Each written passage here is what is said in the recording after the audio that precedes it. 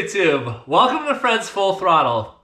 In today's video, I'm going to share my own story with cracked C7 wheels, which just happened this past week, and I'm going to talk about that whole situation.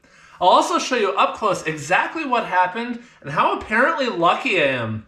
Buckle up, everyone. It's going to be a bumpy ride. Alright, so picture this. The year is sometime in the late 2010s, and you decide you want to buy a Corvette. So you go down to your local dealership and plunk down money either on a C7 Grand Sport or a C7 Z06. Both cars are arguably among the most exciting and engaging American-made cars you can buy at the time. So you drive off in your shiny new car, ready to go conquer the open road or a racetrack. Sounds pretty great. A year or two goes by, and suddenly you come out to your car one morning and discover that one of the tires is flat. The car warns you as you start it. So you go inspect the tire, and you don't find the obvious nail or hole. No problem. So you go hook up your air compressor, you start pumping the tire up. You can't seemingly fill it up fast enough to keep pressure, and the tire is leaking air furiously. Or is it? You look the tire over a little more closely this time, and again, no issues. So you start checking to see if maybe the valve stem or some other aspect of the wheel is damaged, and that's when you see it. What looks like a crack, no wider than a human hair, winding down the side of the wheel. Barely noticeable. You run your fingertip over it and, unfortunately, your nail can catch it. It's definitely something. Crap. You call up that local dealership again, and they say, that's unfortunate, while charging you up to $1,000 to replace it. Your small local dealer says they've never seen anything like this and warn you not to drive over large potholes. So, you take to the forums and post about it. At the time, there isn't much there, but over time, there starts to be rumblings that this is happening to more and more cars. First 1 or 2, then 5, then 10. In the span of just 3 years, that number climbs into the hundreds and potentially thousands. At first, GM doesn't acknowledge the issue, doesn't provide guidance. They chalk it up to bad pavement, bad driving, maybe people abusing their cars. But as the numbers climb, eventually there is a class action lawsuit, and Chevy agrees to pay for wheels that are cracked or bent. There is a lot of info available out there as to the exact reasons why, but it boils down to something like this. The stock C7 Grand Sport and Z06 wheels are cast aluminum alloy. They are quite large and rather thin. The cars have relatively firm suspension, as well as low-profile run-flat tires, which add up to potentially transferring a lot of force into that wheel without anywhere for it to go. Over time, or if too extreme, the weakest link in the chain fails, and in many cases, that is the wheels. I've talked about this a bit in the past. Back when I bought my C7, I was aware of the issues. It's something that crossed my mind when I purchased the car, as well as when I started to do high-performance driving events of various types. However, I never had an issue. I did long drives, autocrosses, driving clinics, drifting school, and even track days, and not a single sign of issues, at least until last week. Yup, finally, I got bit by this shadow that's been looming over the C7s for the past 9 years. If you've seen any of my last couple videos, you'll know that I bought a set of forged Apex wheels recently. Being that I'm doing a lot more track driving these days, I thought that the brittle wheels come to mind, and at the end of last season, I finally decided to take the plunge. 19,000 miles on the car, and I decided I wasn't going to press my luck any further. Or so I thought. Once I had the tires swapped to my new wheels, which was covered in my recent videos, I thought I was all set, so I cleaned up these wheels very carefully, looking them over for cracks, and upon not seeing any, I posted them up for sale. I offered them for what I feel was a reasonable price, and someone offered on them nearly immediately, and we made a deal. The buyer, Kevin, lives 2 states away and is a solid 2+ hours away to get to me. So, he took some time off of work and drives up. He checks out my car, comments how much he likes the Apex wheels, as he'd been considering a set, and then I show him the original wheels. At first glance, they look good. He starts inspecting them, and within seconds, he's like, hey, is this a crack? In disbelief. I thought at first he was joking, or maybe there was some sort of soap residue from my cleaning. But he shows me, and my heart absolutely sinks.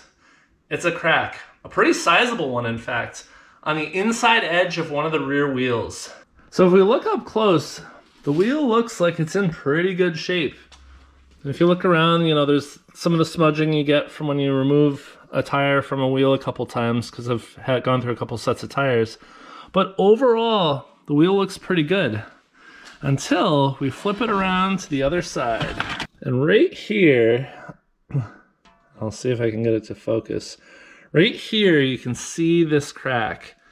And it's pretty substantial. If I tilt the wheel on its front, when we look at the back of the rim, you can see the light shining on it here. My fingernail can catch it, but it goes right to here where the tip of my finger is, probably 3/4 of an inch in from the edge.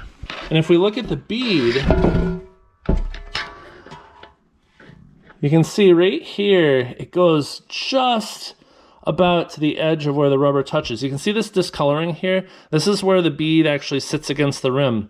It is through 9/10 of that. Literally a millimeter past that is where the edge of the bead is, as far as I can tell. And it definitely would have lost air at that point. Now, to give you a sense of how deep this goes, I was able to fit a piece of plastic from a plastic bag through this crack. And you can see on the inside, it goes almost all the way to the edge. Now the crack does go further, but it's a little too tight for me to stick anything else further in. But this gives you a sense of like how substantial that is, and I can slide the plastic through it. So yeah, that's what I'm working with here, and you can actually see light through it if you get it just the right angle. I'm absolutely mortified and crestfallen. I immediately apologize for the time that he spent driving out, the time off he had to take from work, and I offered to pay him for his gas and his time. I apologize profusely for not catching it. I'm absolutely beside myself. I'm incredibly grateful that Kevin is a fellow car guy, and he can tell that this wasn't some attempt by me to sneak one by him or to sell a defective wheel. This is someone who was glad the wheels were going to go to a good home and had taken great care of them, highlighting the couple of small paint chips in them, and I was blindsided by that ugly crack. I offered him a couple times to pay him for his time, but he declined. I absolutely admire Kevin's composure and calm, as he was certainly just torn up inside and bummed beyond belief.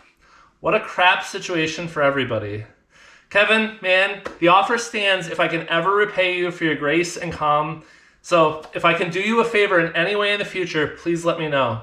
Thank you for being understanding. The only silver lining here, really, is that he didn't buy them and he didn't discover it later. That would have been truly awful, and I'm so glad that didn't happen. So he leaves, and I spend 20 minutes taking pictures of it, shining a light on it, looking it over, and trying to understand how I was able to drive last year at the track and not have any lost air. The couple thoughts I had that ran through my head are, when I was inspecting them, when I was cleaning them, I washed them front and back, I cleaned out the barrels of all the brake dust and grime that built up, and I do a pretty good job of cleaning my wheels when they're on the car, so they were relatively clean to begin with. I'm wondering if beaded up water or soap suds made it harder to spot. Also, the lighting may not have been good enough, and it was overcast. It was also cold, upper 30s, so who knows, maybe that caused the metal to contract so it wasn't as visible. Regardless, I feel bad that I missed it and made a mistake. And again, I appreciate Kevin handling it so reasonably. Besides the immediate inconvenience caused by the situation, my brain focused pretty heavily on how the heck did it not lose air and how lucky I was.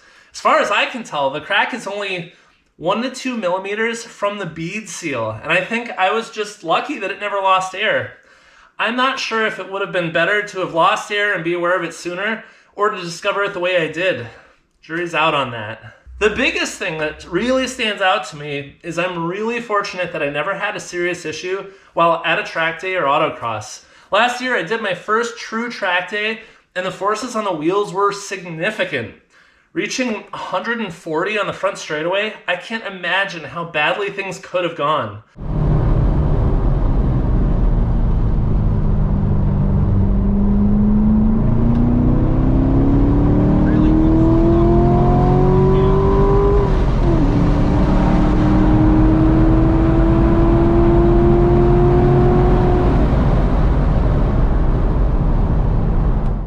Or doing autocross where the pavement is cracked and chipped, the surface isn't very smooth, and the car has had multiple slides as I'm wrestling for grip around the track.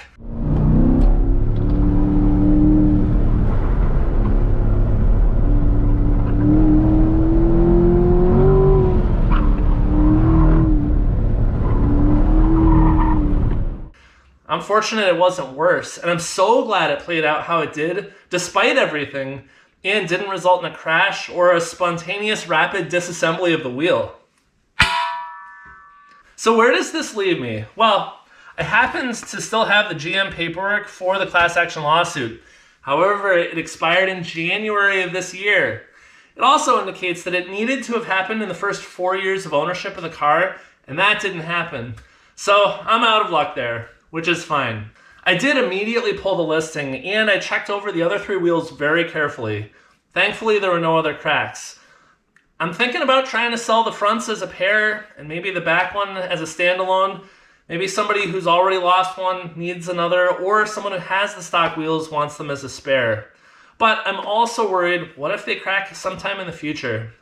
This cracked wheel, it's going to become some sort of decor for when I build my next garage. While I'm talking about garage decor with this busted wheel, I actually have another busted wheel that I figure I can show you since I'm on the topic.